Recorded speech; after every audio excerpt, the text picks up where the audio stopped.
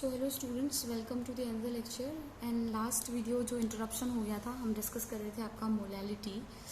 So yes, will continue with this molality कि हम क्या डिस्कस कर रहे थे। Molality is basically what the mass of solute, the number of moles of solute present in 1 kg of solvent. तो वही बोल सकते हो, आप ऐसे भी लिख सकते हो, number of moles of solute divided by mass of the solvent in kg। तो यहाँ पर क्या लिख के रखा है, for example 1.00 mole gram inverse, और you can say 100 m, right, 100 m। इसको बेसिकली इसका क्या होता है, ये होता है आपका मोल में और ये होता है आपका केजी में।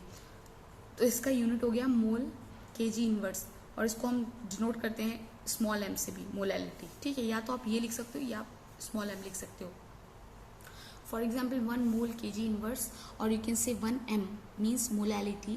Solution of KCl means that, इसका मतलब क्या होगा KCl, इसका मतलब ये है, means 1 mole, ठीक है, 1 mole of KCl is dissolved in 1 kg of water। इसका मतलब ये है कि 1 mole of this KCl, 1 मोल, ये हमें आंसर कितना है 1 मोल। 1 मोल KCl किस में डिसॉल्व है आपका 1 kg ऑफ वाटर में, ठीक है, 1 मोल KCl। और KCl कितना ग्राम प्रेजेंट है, हमको पता है KCl कैसे हम निकाल सकते हैं, पोटेशियम का नंबर, पोटेशियम का कुछ होता है 39, ठीक है, एंड क्लोरीन का होता है 35.5, एंड इसको जब आप निकालोगे तो इसका अप्रोक्सीमेटली कुछ आपका 74 के पास आ जाएगा, ठीक है। ये हो जाएगा 10 4 and this is 74। What is this 74.5। तो इसीलिए लिखा है कि बेसिकली कितना प्रेजेंट है ग्राम में, 74.5 ग्राम प्रेजेंट है KCl dissolve in 1 kg of water. तो 1 kg वाटर में आपका 1 मोल क्या है, क्या प्रेजेंट है, KCl प्रेजेंट है, यही है। Each method of expressing concentration of solution has its own merit and demerit, ठीक है। हम जितनी भी मेथड पढ़ रहे हैं उसका कुछ अपने मेरिट हैं, कुछ अपने डीमेरिट्स हैं। मास जो है मास परसेंटेज है, ppm है, मोल फ्रैक्शन है, इवन मोलैरिटी आर इंडिपेंडेंट। ये क्या है, ये इंडिपेंडेंट ऑफ टेम्परेचर है, ठीक है, ये इंडिपेंडेंट ऑफ टेम्परेचर है। Where as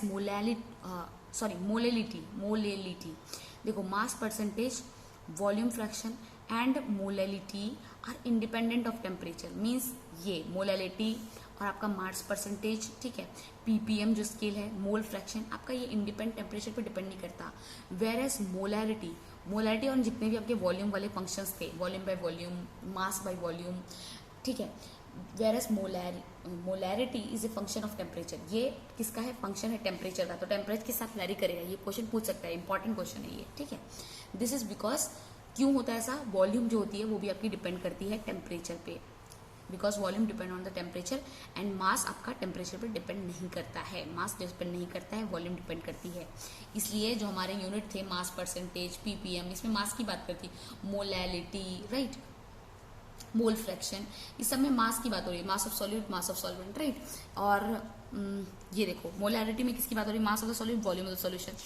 then mole fraction में भी number of moles of the component divided by moles of the component में भी क्या प्रेजेंट है, आपका मास, राइट। वॉल्यूम की तो कोई बात नहीं है। उसके बाद क्या है आपका पार्ट्स पर मिलियन में number of moles of component divide, number of parts of component, फिर number of moles of solute divided by number of part of the component divided by total number of part, means mass of the solute divided by mass of the solution की बात हो रही है, मास की बात हो रही है, ठीक है। इवन हाँ, इसमें mass by percentage, mass by volume percentage में वॉल्यूम की बात हो रही है। इवन वॉल्यूम बाय वॉल्यूम इसमें भी वेरी करेगा क्योंकि वॉल्यूम की बात हो रही है। एंड मास परसेंटेज में बेसिकली क्या है, mass of solute divided mass of solution multiply 100। तो उसमें भी आपकी किसकी बात हो रही है, सॉल्यूशन की मास की बात हो रही है। तो जहाँ जहाँ पे मास की बात होती है, हम वहाँ पर टेम्परेचर से वो इंडिपेंडेंट होता है। इसलिए हमारा जो मास परसेंटेज है, आपका ppm है, मोल फ्रैक्शन है, मोलैरिटी है, मोलैलिटी है, ये इंडिपेंडेंट है टेम्परेचर के। वेयर एज मोलैरिटी और जितने भी वॉल्यूम वाले टर्म्स हैं वो आपके टेम्परेचर के डिपेंडेंट है, क्योंकि आपका वॉल्यूम जो होता है वो डिपेंड करता है टेम्परेचर पे, बट मास आपका डिपेंड नहीं करता है टेम्परेचर। मास फिक्स्ड ही रहेगा, टेम्परेचर बढ़ा दो घटा दो जो भी करो, ठीक है। अब यहाँ पर 3 न्यूमेरिकल हैं, वो भी हम समझ लेते हैं कि क्या समझाया हुआ है यहाँ पर न्यूमेरिकल में, आपके इंटेक्स क्वेश्चन में। यहाँ पर बोल के रखा है, calculate the mole fraction of ethylene glycol, ठीक है, इथिलीन ग्लाइकोल का मोल फ्रैक्शन निकालने बोला है, in a solution containing 20% of what ethylene glycol by mass, ठीक है, ये इथिलीन ग्लाइकोल ही है और आपको बोल के रखा है मोल फ्रैक्शन इथिलीन ग्लाइकोल का निकालना है एक सॉल्यूशन में जिसमें 20% ethylene glycol by mass present है। क्या प्रेजेंट है? Ethylene glycol by mass percentage by mass present है। मीन्स इथिलीन ग्लाइकोल क्या है, इसका mass by mass percentage present है, राइट, सॉल्यूशन में। यहाँ पे कोई ml की बात नहीं हो रही है, राइट। तो हमने वाला चीज आपका इथिलीन ग्लाइकोल का एग्जाम्पल जो पढ़ा था, कहाँ पे पढ़ा था? वॉल्यूम में वॉल्यूम परसेंटेज में पढ़ा था, राइट।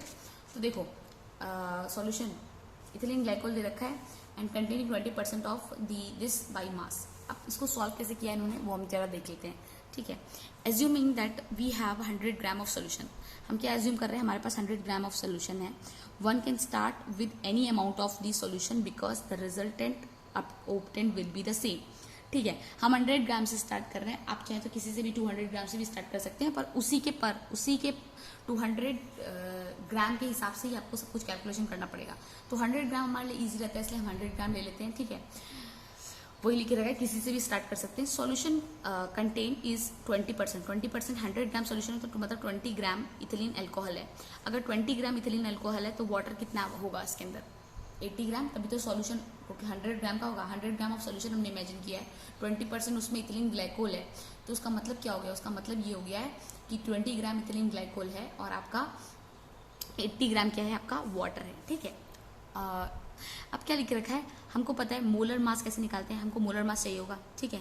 ये क्योंकि मोल फ्रैक्शन निकालना है, उसमें तो नंबर ऑफ मोल्स का ही काम है, ठीक है। तो हम मोलर मास पहले निकाल लेंगे इथिलीन ग्लाइकोल का। तो क्या फॉर्मूला था? C2H6O2। तो कैलकुलेट करेंगे, आपको ये 12 होता है, 12 × 2 + 1 × 6, इसका होता है 16 × 2, ऑल टुगेदर 62 ग्राम मोल इनवर्स आ गया, ठीक है, आपका मोलर मास। अब आप क्या करेंगे? नंबर ऑफ मोल्स ऑफ ये कैलकुलेट करेंगे, C2H6O। तो number of moles 20 gram divide by 62 ग्राम, ये कुछ कितना आ गया? ग्राम कट जाएगा, मोल इनवर्स, तो ये ऊपर चला जाएगा तो मोल बचा। Number of moles of water, again number of moles of water कितना होगा? Given mass, number of moles का फॉर्मूला क्या है? Given mass by molar mass. तो गिवन मास कितना है वाटर का? 80 gram divided by molar mass H2O होता है, तो हाइड्रोजन कितना? 2 होगा, ऑक्सीजन 16, 18 हो गया, राइट। तो ये तो 18 ही हो गया, राइट, 18 हो गया। क्लियर हो गया होगा ये वाला चीज भी कि 18 कैसे आया, इसको कैलकुलेट किया। अब आपको क्या बोला था? Mole fraction of ethylene glycol. Ethylene glycol का मोल फ्रैक्शन, तो आप एक्स ग्लाइकोल लिखोगे, number of moles of ethylene glycol divided by number of moles of ethylene glycol plus number of moles of water, ठीक है। Moles of ethylene glycol plus moles of water, सबको किया add and some, जो भी आया आपका इतना आ गया, ठीक है। ये आ गया। तो आपको पता है कि मोल फ्रैक्शन का सम कितना होता है? टोटल सम 1 होता है। तो हम चाहें तो number of moles of water भी निकाल सकते हैं, और वाटर का मोल कितना होगा उसको हम माइनस करेंगे, 1 माइनस कैसे? 1 माइनस ये अमाउंट को माइनस कर देंगे, देखो यहाँ पर किया हुआ है, 1 माइनस ये अमाउंट को माइनस कर देंगे, हमारा निकल आएगा। और एक और भी तरीका है सिमिलर इसके जैसा, निकाल लो ग्लाइकोल जैसा, कि x water, number of moles of water ले लो, ठीक है। Number of moles of water कितना आया था? 0.44, ठीक है, मोल divided by number of moles of ethylene glycol plus number of moles of water, और इसको सॉल्व कर लो, इतना आ जाएगा, सेम आंसर आ जाएगा। तो शॉर्टकट जब हमको पता है तो हम क्यों ही लॉन्ग मेथड यूज करेंगे, हमको शॉर्टकट अच्छे से मालूम है, ठीक है। नाउ ये चीज आपको अच्छे समझ में, इसमें क्या बोल के रखा था? बेसिकली बोल के रखा था आपको मोल फ्रैक्शन निकालना है। क्या बोल के रखा था? मोल फ्रैक्शन निकालना है इथिलीन ग्लाइकोल का, जो कि कितना सॉल्यूशन में प्रेजेंट है, कंटेनिंग कितना? 20% ऑफ ये प्रेजेंट है बाई मास से प्रेजेंट है। तो आपको सॉल्यूशन भी 100 ग्राम के टर्म्स में लेना है, ठीक है, तभी आप तो नंबर ऑफ मोल्स निकाल पाओगे, ठीक है। अब दूसरा क्वेश्चन क्या दे रखा है? कैलकुलेट मोलैरिटी, सिंपल क्वेश्चन है। Calculate molarity of solution containing 5 gram of NaOH in 450 ml of solution. क्या बोल के रखा है? मोलैरिटी निकालना है। मोलैरिटी का फॉर्मूला क्या है? Number of moles of solute divided by volume of, number of moles of solute divided by volume of the solution in litre, right. अब क्या बोला? Calculate molarity of solution containing 5 gram of NaOH in 450 ml of solution. ये सब तो मैंने आपको करा रखे हैं, सारे एग्जाम्पल बहुत से लिए हैं। अब देखो 450 ml है, पर हमको पता है मोलैरिटी की डेफिनेशन क्या होती है? इन लीटर, तो यहाँ पे ml है, इसको लीटर में कन्वर्ट करने के लिए 1000 से डिवाइड करना पड़ेगा, ये याद रखना है आपको, ठीक है। इसको 1000 से डिवाइड करना पड़ेगा। नंबर ऑफ मोल्स निकाल लो NaOH का, ठीक है, क्योंकि हमको नंबर ऑफ मोल्स चाहिए, हमको ग्राम नहीं चाहिए, मास नहीं चाहिए। तो गिवन मास 5 ग्राम दे रखा है। मोलर मास कितना होगा? N का। सोडियम का कितना होता है? 23, ठीक है। हाइड्रोजन का कितना, ऑक्सीजन का कितना होता है 16 प्लस 1, 24 है, 24 प्लस 16 40 हो गया, तो वही लिखा है 40 और उसको निकाल लिया, सॉल्व कर लिया, तो 0.125 मोल, ठीक है। आ गया आपका नंबर ऑफ मोल्स। नाउ क्या लिखा है, volume of solution in litre, litre होना चाहिए, तो हमको ये हमारा ml दे रखा है, तो 450 ml डिवाइड बाई 1000 ml, तो ये लीटर में बेसिकली कन्वर्ट हो जाएगा, क्योंकि ml जो को लीटर में हमने कन्वर्ट करके लीटर में लिख दिया है, ठीक है। तो लीटर इनवर्स, आप ये मत देखो, बेसिकली ml को जब आप हटाओगे तो लीटर लिख दोगे, ठीक है, लीटर के टर्म्स में लिख दोगे। तो वैसे ही होता है 450 ml डिवाइडेड बाई 1000 ml, और वो ml का मतलब लीटर होता है, तो वो ऊपर चला जाता है, ठीक है आपका। अब क्या है मोलैरिटी, मोलैरिटी का फॉर्मूला क्या है, number of moles of solute, solute का नंबर ऑफ मोल्स कितना है ये, और divide by volume of the solution, volume of the solution कितना है 250 ml था, इसको डिवाइड किया 1000 से, ये 1000 को यहाँ पर ऊपर लिख दिया है, तो आप इसको चाहो तो इसको ऊपर लेके जा सकते हो, ठीक है, क्या कर सकते हो, ऊपर लेके जा सकते हो। ये ml यहीं पर कर दिया था, आप यहाँ पे काट सकते हो, या फिर आप ऐसे नहीं भी कर सकते हो, जैसे आपको डायरेक्टली लीटर लिख सकते हो, और ये लीटर इनवर्स हो जाएगा, ठीक है, और ये मोल लीटर इनवर्स, और या फिर मोल लीटर इनवर्स में एक्सप्रेस कर सकते हो आप, या फिर इसको मोल डेसीमीटर इनवर्स में भी एक्सप्लेन कर सकते हो। तो आई थिंक आपको ये चीज़ भी क्लियर हो गई होगी, ठीक है, 1 लीटर और 1 क्यूबिक डेसीमीटर, ठीक है। तो ये भी आपको क्लियर हो गया होगा। अब हम एक और एग्जांपल देखते हैं, इसमें आपका इंडेक्स 2.3 है एग्जांपल नंबर, क्या लिख के रखा है आपका, कैलकुलेट दी मोलैलिटी, क्या बोला रखा है, मोलैलिटी को कैलकुलेट करने बोला है ऑफ इथेनॉइक एसिड, किसकी, ethanoic acid in 75 gram of benzene, molarity निकालना है इथेनॉइक एसिड की, 2 gram of ethanoic acid, calculate molarity of 2.5 of gram of ethanoic acid in किस में, बेंजीन में प्रेजेंट है ethanoic acid, ethanoic acid benzene में present है, ठीक है। अब इथेनॉइक एसिड का फॉर्मूला दे रखा है, बेंजीन का फॉर्मूला हमको पता है C6H6, C6H6 होता है ना बेंजीन का फॉर्मूला, ठीक है, क्या होता है C6H6 होता है, ऑर्गेनिक बहुत दिन से पढ़ी नहीं है तो भूल मत जाना, बेंजीन का फॉर्मूला क्या होता है, C6H6 होता है। Now the molar mass of this, ये इथेनॉइक एसिड, यहाँ पर C2 कैसे लिख दिया है, कार्बन कितने हैं उसको लिखा है 2, हाइड्रोजन कितने 4, ऑक्सीजन कितने 2, तो C2H4O2, ठीक है। और इथिलीन ग्लाइकोल का फॉर्मूला क्या होता था C2H6O2, यहाँ पर क्या है C2H4O2, मोलर मास हमको पता है, मोलर मास कैलकुलेट कर लो, मोलर मास 60 ग्राम कुछ आ गया, ठीक है, मोलर मास। ना number of moles, given mass कितना दे रखा है, ये गिवन मास दे रखा है, डिवाइड बाय क्या दे रखा है, मोलर मास। आपको क्या लिखा है, कैलकुलेट मोलैलिटी, मोलैलिटी किसका बोल के रखा है 2.5 ग्राम ऑफ इथेनॉइक एसिड, तो आप आपने इस वैल्यू से आपने नंबर ऑफ मोल्स तो निकाल लिया, इन 75 ग्राम ऑफ बेंजीन, ठीक है, बेंजीन का आपको दे रखा है मास, ग्राम में दे रखा है।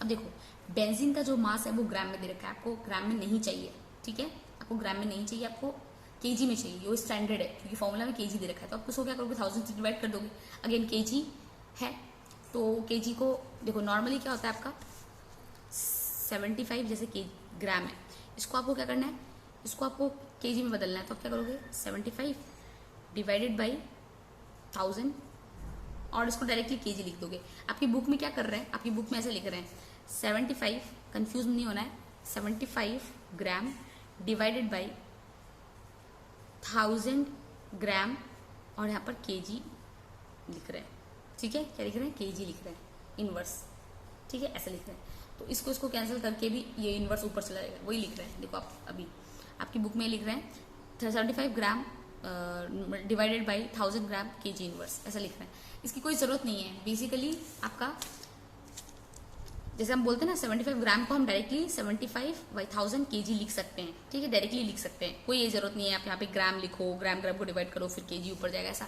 करने की जरूरत नहीं है, ठीक है। सो मास ऑफ बेंजीन कितना दे रखा है, वो केजी में कैलकुलेट करना है 75 ग्राम, ठीक है, डिवाइडेड बाई 1000, ठीक है, 75 डिवाइड बाई 1000 केजी लिख लो डायरेक्टली, तो ये जो भी सॉल्व होकर आया, मोलैरिटी हमको पता है, हम कैसे फॉर्मूला निकाल सकते हैं मोलैरिटी का, मोलैरिटी का फॉर्मूला है हमारे पास number of moles of, once again I will solve this question, I will make you understand this. Where is pen? Yes. देखो क्या निकालना है, मोलैरिटी निकालना है, राइट, क्या निकालना है, मोलैरिटी निकालना है, नॉट मोलैरिटी, मोलिलिटी, मोलैलिटी निकालना है। मोलैलिटी क्या होता है आपका? Number of moles of solute divided by what? Divided by mass of solvent in KG. Mass of solvent किस में दे रखा है आपका? केजी में दे रखा है, ठीक है। तो देखो यहाँ पर आपका मास ऑफ सॉल्वेंट केजी में दे रखा है। तो और आप ये सोच रहे हो इसको हमने 100 से मल्टीप्लाई क्यों नहीं किया? ठीक है, ये हमने 75 ग्राम ऑफ बेंजीन ही क्यों लिया? क्योंकि हमको मास ऑफ बेंजीन से मतलब है, हमको ओवरऑल वॉल्यूम कितना प्रेजेंट है, सॉल्यूशन का वॉल्यूम कितना है, उससे मतलब नहीं है। हमको ये मतलब है कि जो सॉल्वेंट यूज हो रहा है बेंजीन, उसका अमाउंट कितना है। मतलब ये आपने यूज किया है solute, 2.5 gram of solute use किया है।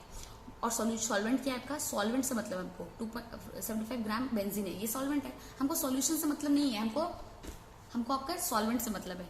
तो नंबर ऑफ मोल्स हमने जो अभी फॉर्मूले से कैलकुलेट किया था, हमको किसका निकालना है? Ethanoic acid, right.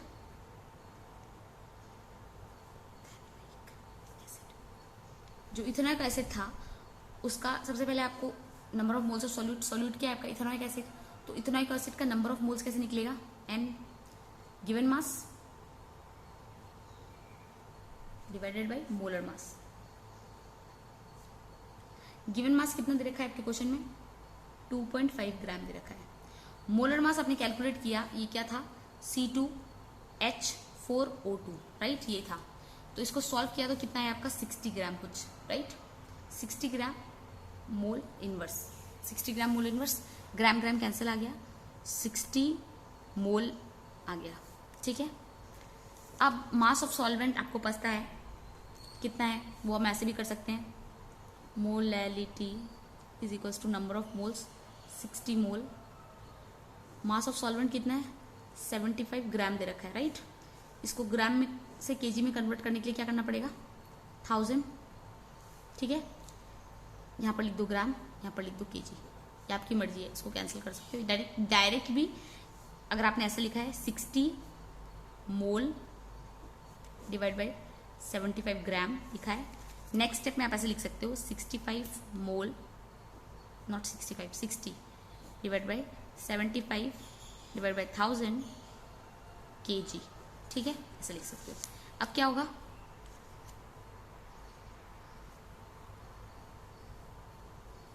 Sorry I have done one thing blunder. Given mass आपका ये था, ठीक है। मोलर मास आपका 60 था, और इसको जब सॉल्व करोगे तो यहाँ पे 60 कोई भी एंगल से नहीं आएगा, मैंने 60 यहाँ से लिख दिया है, 60 नहीं आपका कितना आएगा? 0.0417, ठीक है, 0.0417 ये आएगा mole. Sorry I did a blunder, ये वाला वैल्यू नहीं आएगी। ये तो हमने क्या निकाला था? ये मोलर मास है, ये तो मोलर मास निकाला था ना, 60 मोलर मास निकाला था। इसको सॉल्व करने से ये वैल्यू आएगी, और यहाँ पर भी 60 नहीं, ये वैल्यू होगी 0.0417, ठीक है। तो ये तो कैलकुलेशन आप खुद भी कर सकते हो, मैं तो बस आपको बता रही थी केजी और उसको सॉल्यूशन कैसे करना है। तो हम मोलैरिटी का बेसिकली फॉर्मूला क्या था? 0. Number of moles of solute 417 mole divided by आपका ये जो 75 है, इसको पता है 1000। अब ये देखो 1000 क्या है? नीचे है, इसको ऊपर लेके चल जाओ न्यूमरेटर में 1000, और यहाँ पे केजी तो डिनोमिनेटर में ही है ना, ठीक है, ये तो ऊपर जाएगा। इसको सॉल्व करने से कुछ हमारा कितना आएगा? इसका अप्रॉक्सीमेटली वैल्यू आ रहा है 0.556 मोल, और ये केजी ऊपर चल जाएगा तो केजी इनवर्स। ये आपका सॉल्यूशन हो गया, वही आपकी बुक में भी करके रखा है। वही तो हमने क्या निकाल लिया? Molarity of what? Molality of what, ये भी लिख सकते हो इसको, और उसको स्मॉल एम से भी डिनोट कर सकते हो। तो हमने बेसिकली क्या निकाल लिया? हमने निकाल दिया आपका molality of what? Ethanoic acid C2H4O2, ठीक है। तो ये भी क्लियर हो गया होगा आपको अच्छे से एग्जाम्पल, ठीक है। तो अब आपकी इस बुक में कुछ इंटेक्स क्वेश्चन दे रखे हैं, इसमें बोल रहा है calculate the mass percentage of benzene का मास परसेंटेज निकालना है, एंड कार्बन टेट्राक्लोराइड दोनों का मास परसेंटेज निकालना है आपको इन 22 ग्राम ऑफ बेंजीन। हाँ sorry, not in 22, calculate the mass percentage निकालना है, mass of solute divide by the mass percentage, mass of this solute divide by mass of the solution, यही होता है ना, mass of the solute divide by mass of the solution. तो mass percentage of benzene and carbon tetrachloride मतलब CCl4 if 22 gram of benzene is dissolve, किसमें 22 gram benzene dissolve है, किसमें dissolve है 122 ग्राम ऑफ कार्बन टेट्राक्लोराइड में। तो कैसे निकाल लोगे, कैलकुलेट मास परसेंटेज, कैसे निकालोगे इसको, मास परसेंटेज आपका फॉर्मूला क्या है, mass of the solute divided by mass of the solution, right, mass of the solution और मल्टीप्लाई किससे करना है, 100 से करना है। मास ऑफ द सॉल्यूट आपको दे रखा है कितना, 22 ग्राम ऑफ बेंजीन, किसमें डिजॉल्व है 122 ग्राम ऑफ कार्बन टेट्राक्लोराइड। तो वही फॉर्मूला है हमारे पास मास ऑफ सॉल्यूट निकालने का। देखो कोई भी सॉल्यूशन का निकालना है, वेट बाई वेट परसेंटेज वही तो है। अब क्या है, mass of the solute divided mass of the solution multiply 100, हमारे पास दोनों दे रखा है एकदम given. Mass of the solute कितना दे रखा है, बेंजीन का दे रखा है, ठीक है। Calculate the mass percentage of benzene, benzene का निकालना है। The mass percentage of benzene is what, the amount of benzene that is present, amount of benzene, the amount of the component, mass of the component that is present divided by the total mass of the all the component। सी यहाँ पर ये भी formula देख लो, number of mass वाला देखो, the mass of the component in the solution where total mass of the solution multiply 100, mass of the component in the solution, component में कितना मास, solution में कितना, वो कंपोनेंट का कितना मास प्रेजेंट है divide by total mass of the solution, ठीक है। तो हमारे पास टोटल मास भी दे रखा है सॉल्यूशन का, किसमें डिजॉल्व है इन 122 ग्राम ऑफ कार्बन टेट्राक्लोराइड, इसको सॉल्व कर लो। अब क्या है दूसरा question, calculate mole fraction of benzene in solution containing 30% by mass, कितना 30% by mass in carbon tetrachloride.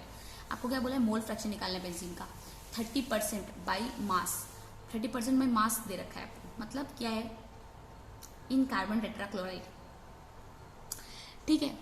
तो हम ये मान लेंगे कि आपका अगर 30% मास प्रेजेंट है किसका, बेंजीन का, तो कार्बन टेट्राक्लोराइड का मास कितना प्रेजेंट होगा, सॉल्यूशन में 100% का है 70%। तो मोल फ्रैक्शन कैसे निकलेगा, आपको पता है मोल फ्रैक्शन के लिए number of moles of benzene चाहिए and then number of moles of हमको क्या चाहिए, कार्बन टेट्राक्लोराइड। कार्बन टेट्राक्लोराइड ये अगर ये 30% है तो वो कितना परसेंट होगा, 30% का मतलब क्या है, ये 30 ग्राम प्रेजेंट है। आप इसको मान लो let it be the solution volume, volume of solution क्या होगा आपका, सॉल्यूशन का मास मान लो टोटल, नॉट वॉल्यूम, सॉल्यूशन का मास मान लो आप यहाँ पर। आई थिंक बहुत हैपाजार्ड हो रहा है, समझ में नहीं आ रहा होगा आप लोगों को। देखो calculate the mole fraction of benzene in solution containing 30% by mass in carbon tetrachloride बोल के रखा है, ठीक है। Calculate the mole fraction of benzene in solution containing 30% by mass in carbon tetrachloride. 30% solution हम मान लेते हैं हमारा 100 ग्राम सॉल्यूशन है मान लो, ठीक है। बाई मास बोल के रखा है, हमको पता है बाई मास क्या होता है, mass of the solute divided bye mass of the solution. तो यहाँ पर हम क्या निकाल सकते हैं, हमको पता है सॉल्यूशन 30% दे रखा है, उसमें बेंजीन प्रेजेंट है, तो टोटल अगर हम 100 ग्राम सॉल्यूशन मान रहे हैं तो 30 ग्राम क्या है आपका, बेंजीन प्रेजेंट है, रेस्ट 70 ग्राम आपका कार्बन टेट्राक्लोराइड है। दोनों का नंबर ऑफ मोल्स निकाल लो और उसके बाद आप मोल फ्रैक्शन निकाल लोगे बेंजीन का, number of moles of benzene divide by number of moles of benzene plus number of moles of carbon tetrachloride, and that will be the answer for what, that will be the answer of your that will be the answer for your mole fraction of benzene, वही answer होगा mole fraction of benzene का। अब दूसरा question क्या बोल रहा है, calculate the molarity of each of the following, molarity निकालना है किसका, 30 gram of COOH 6H2O in 4.3 litre of solution, 4.3 litre solution दे रखा है, लीटर पहले से दे रखा है, किसका नंबर ऑफ मोल्स निकालना है आपको, ग्राम में दे रखा है, किसका ग्राम में दे रखा है CON डॉट डेकाहाइड्रेट,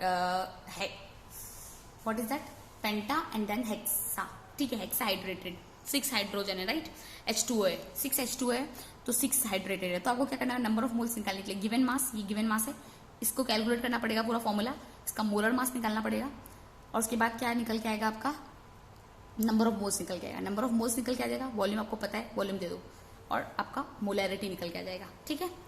अगेन दूसरा 30 ml दे रखा है of 0.5 mole H2O, so diluted in 500 ml, diluted to कितना 500 ml, 30 ml ऑफ इतना concentration H2SO4 diluted to 500 ml, 500 ml मतलब 300 ml से 500 ml में डाइल्यूट हो गया। तो इसको भी सिमिलर वे में करना है आपको। 0.5 मोल जो मोलर कंसंट्रेशन, मोलैरिटी, यहाँ पर आपको क्या दे रखा है, आपको मोलैरिटी दे रखा है। तो बेसिकली पहले 30 ml सोल्यूशन था और मोलैरिटी दे रखी थी, ठीक है। डाइल्यूटेड टू कितना, 500 ml। अब ये जो ml है ये डाइल्यूट हो गया है कितना, 500 ml। तो यहाँ पर आप क्या निकाल लोगे, यहाँ पर क्या दे रखा था, 30 ml of 0.5 mole H2SO4 diluted to 500 ml।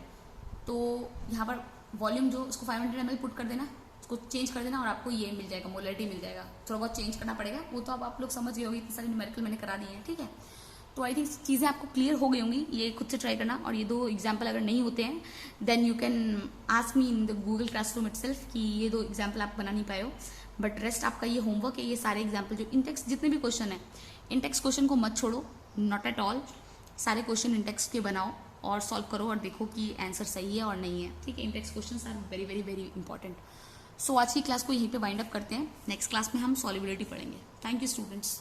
ये बहुत सिंपल है, दैट 30 ml ऑफ 0.5 m दे रखा है, मतलब मोलैरिटी दे रखा है, मतलब 30 ml सोल्यूशन था तो मोलैरिटी ये हो रही है। उसको डाइल्यूट कर दिया कितना, 500 ml से। अब 30 ml था, उसको डाइल्यूट कर दिया, कितना हो जाएगा मोलैरिटी चेंज बताना है आपको, थोड़ा कैलकुलेट कर लो, थोड़ा दिमाग लगाओ। Okay student, this is for the today's class. Thank you.